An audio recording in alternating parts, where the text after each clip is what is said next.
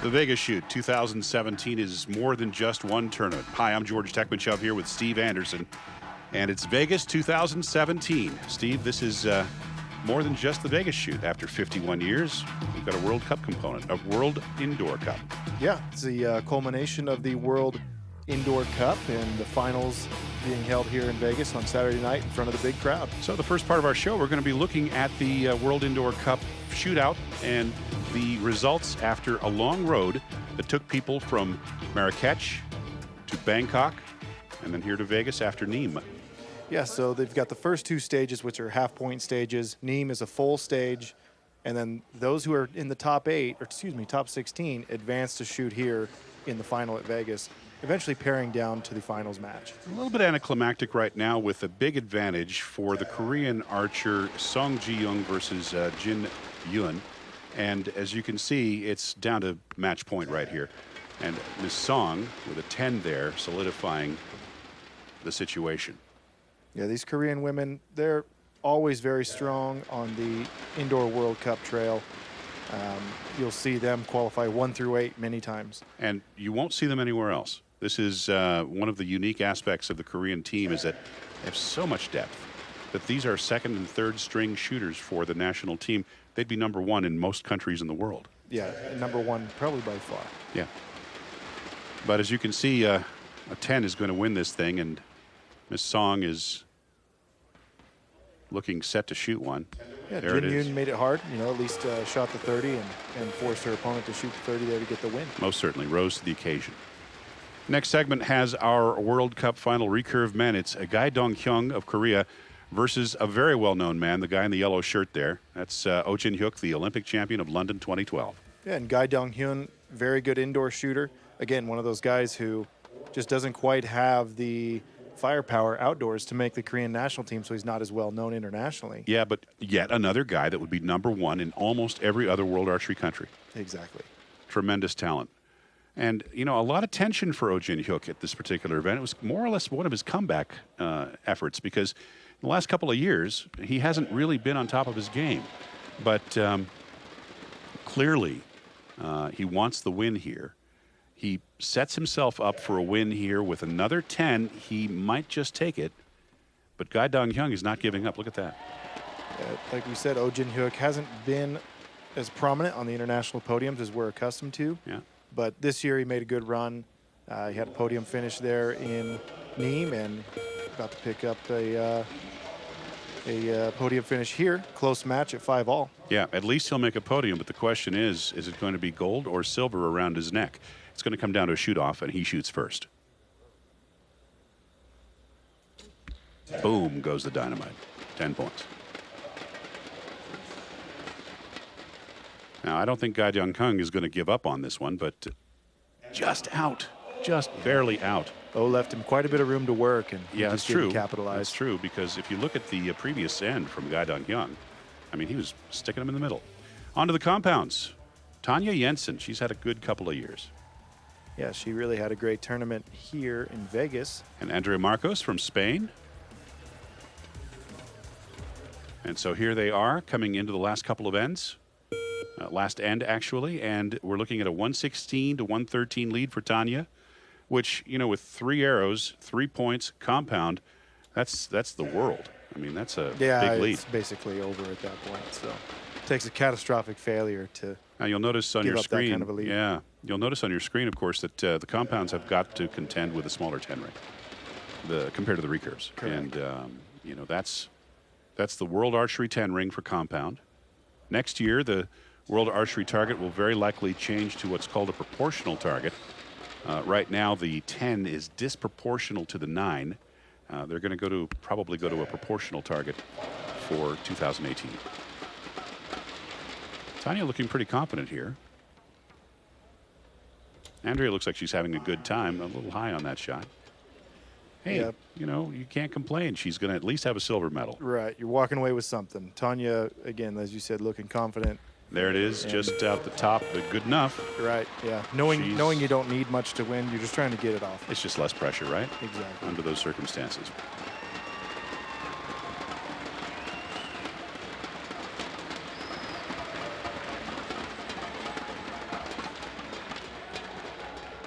So let's check in with Tanya. I'm really, really happy right now, and I don't know, it just feels amazing. And I came here with, well, you know, certain expectations, because everybody does, but I knew that if I just did the same thing I did when I practiced, it would be all right. So that's what's most important to me, that I could do what I did at practice.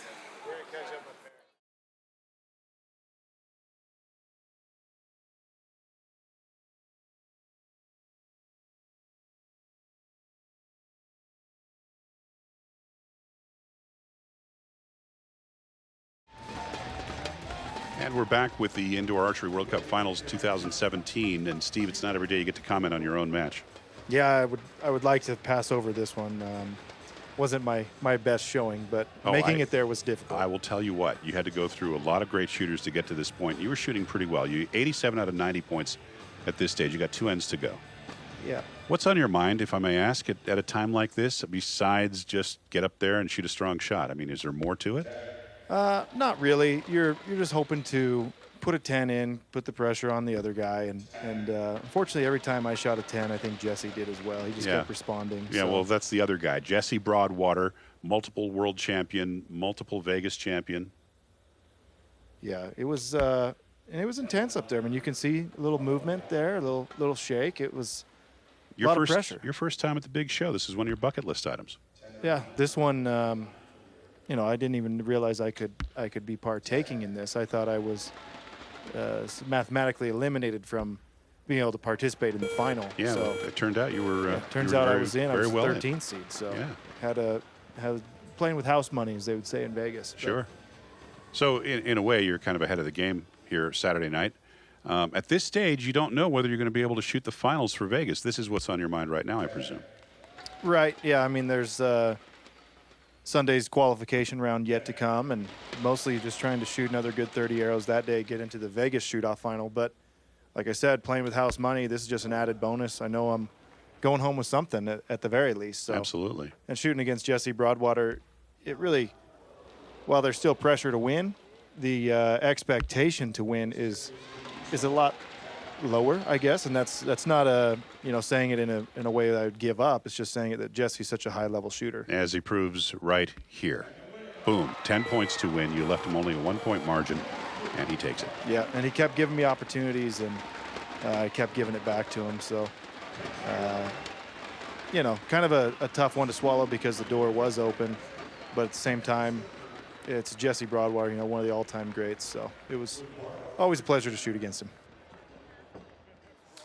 It was good. I mean, I had a good feeling going into it because Steve's a great guy, and so of course, I wanted to win. I wanted to do good, but I mean, the outcome didn't really matter to me because I just felt like if you make it to a gold medal match, you kind of already made it. So I just wanted to go in there and shoot good shots and get another, spotlight experience under my belt because that's always good to have, and you kind of take away something from each one of those experiences. So it was good to compete under the spotlight again, and good to have a good competitor like Steve.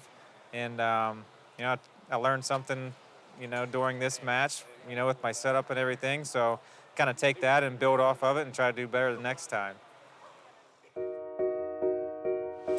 Vegas is an important event for everyone because it's the largest indoor tournament in the world, and it's crazy to, all the international presence that we have now is amazing. So not only does it bring in the domestic shooters who don't get to experience the international presence normally, so that's really neat for them to experience, but it's really awesome to be around so many different people, cultures, and share archery.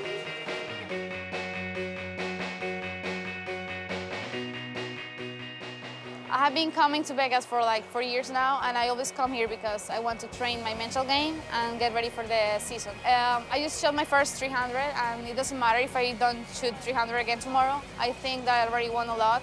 My attitude is different, and I feel better with myself, with my shots. I feel more confident, and I think that it was the perfect training for the season.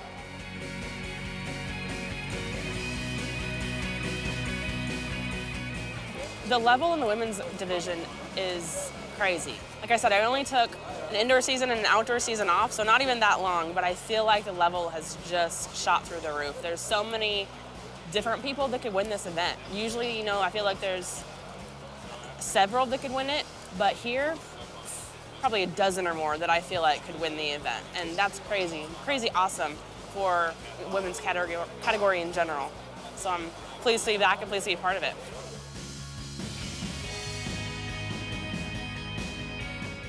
Well, I decided to shoot in the open division. I always wanted to do it, but this is the first year that I had the chance to do it.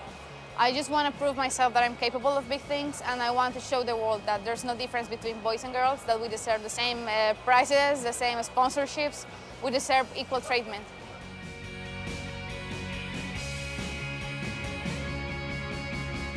Yeah, I've been shooting this event since I was a junior. So I think my first time I was 13, and the only time I missed it was last year. And it's, you know, fantastic event. You get to not only experience the 30 arrows a day, which is different for everybody, and you know, the different people that you'll meet and everything, but Vegas is a cool experience in general, just the lifestyle here. So it's a really neat tournament to come to.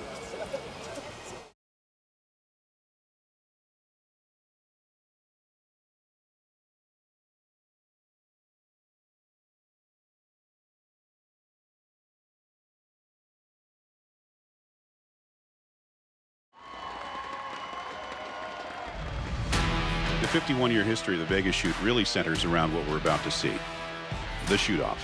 And this is Las Vegas 2017. Boy, they make it a show, Steve. Yep, the shoot-off just keeps getting bigger and better, and Bruce Cole just keeps on raising the stakes. And when's the last time you walked out on an archery stage with flames, after all? Just Vegas. Only at Vegas, yes. Yeah. Well, 16 archers competed in the Vegas Shootdown in 2017. Stefan Hansen, Mr. Perfect Mike Schlusser, yourself, Steve Anderson, Chris Schaff, David Hauser, Mario Vavro, Glenn Bordwell, Rio Wild, Chris Bell, Tate Morgan, Jesse Broadwater, Justin Hanna, Paul Tedford, Chance Bobuff, Lewis Holmes III, and the lucky dog was Dave Cousins, multiple champion of the world. And that list just reads like a who's who in compound men's archery. Yeah, really, you could take any one of those guys and watch one of them walk away with it. And some of them have several times, Yeah. like the fellow we just saw a moment ago, Chance Bobuff. He's you won got 3 times. Chance, Rio. Yeah. I think Dave has 3 wins, and Jesse has 2, maybe. I think so. And So- so you look at this and you go, okay, anybody standing here can do it, but that first end, number of people drop. Yep, you start sitting people down right away. So And you're going- really, it was crazy because there was only 1 or 2 the first end. Generally, you see quite a bit. Yeah, we'll wait for the second end, though. By the way, Vegas is unique. You know, look at this situation here. You got 3 judges looking at each target. And one of the reasons is $51,000 on the line as your first prize. Yeah, that's just prize money from the Vegas shoot itself. I mean, you add everything up, manufacturer contingency. The winner here might walk away with north of $80,000. Yeah, sometimes as much as 100, depending on which archer we're talking about and what kind of sponsorship deals they have. Some of them have mostly endemic sponsors, what we call endemic sponsors being bow companies and arrow companies, but some of them have other deals as well, and some of that can serve them pretty well. Now, into this second end, we're going to see a few more of these guys drop off. This is more pressure for some of these guys that have never really shot much world archery, which is about a third of the field, and they've got to go for that World Archery 10 ring, which Yep. is different than the mentality you've had for the last 3 days shooting this tournament. Correct. The Vegas 10 ring, it goes away after the first end. You start shooting for inner 10 only, the inner X ring, and if you're not getting that, you're out of the game. And that X ring gets even smaller at this stage of the game, or at least it feels that way, just because of the amount of pressure that you're dealing with. And we're about to see a whole bunch more of these guys dropping out at this point as we can watch the judges make their rather slow way through the line. Very precise action here. This young guy, Tate Morgan. yeah, he is a talent to come. Yeah. And I'd say the same of most of these guys that are, you know, at their first Vegas shoot-off. This is a sign of things to come. You don't just get to the Vegas shoot-off and not make a mark later on.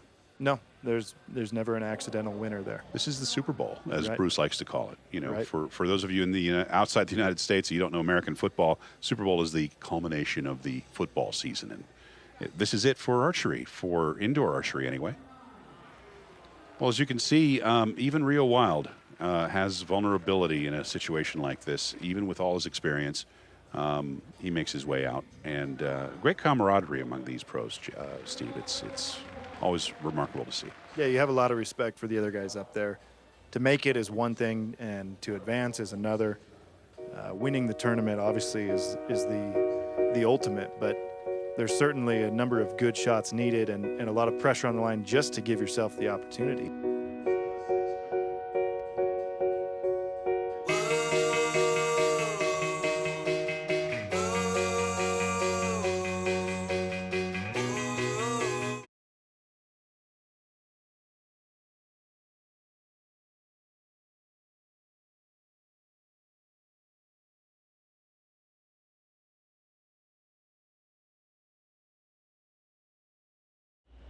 Well, after a couple of ends, you can see the field has gotten a lot smaller.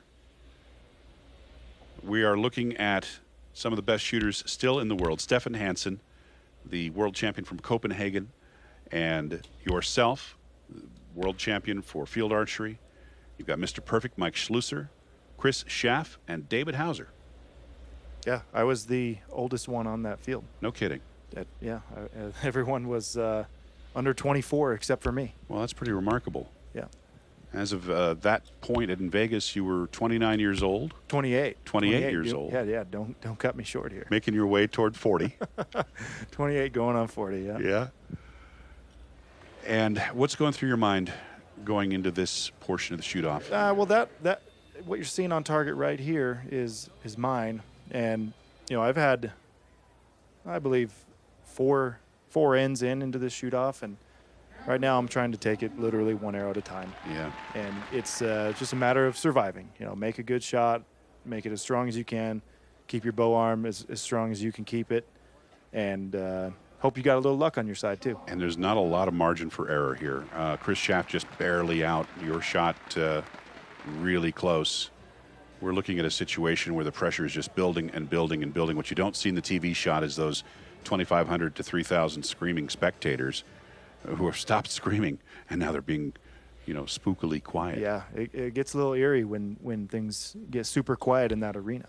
Comes down to these three now. It's the champion of the world from Copenhagen, Stefan Hansen, Mike Schlusser, Mr. Perfect, also a world champion, and Mr. Hauser. Yep, and you've got Mike up there who has been there and done this and won the tournament before. Stefan, who is absolutely fearless, and David Hauser, who has shown a lot of talent through the years. And again, another one of those young shooters who is not afraid to put themselves in a position to win. Clearly. But as you can see, third target, David had one go just a little wide, and he knows it.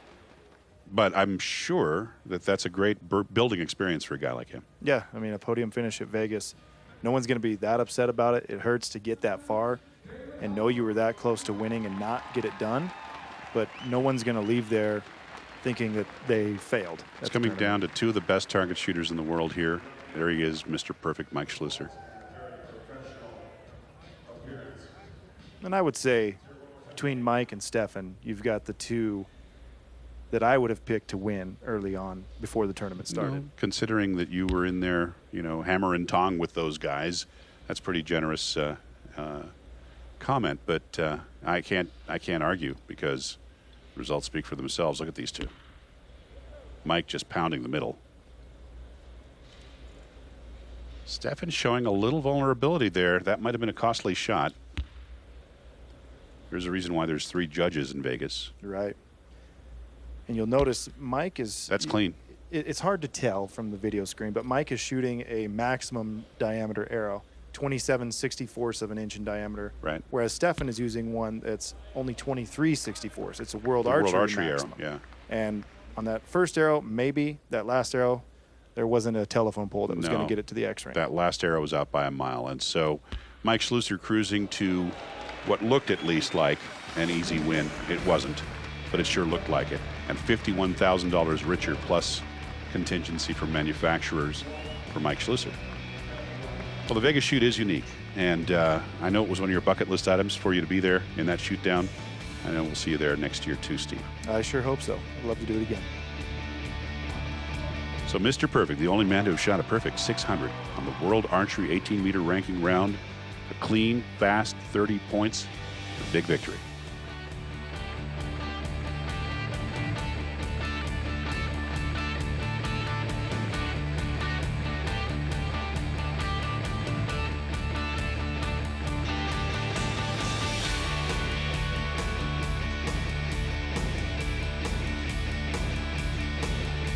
With the big checks and the handshakes, Vegas 2017 is over.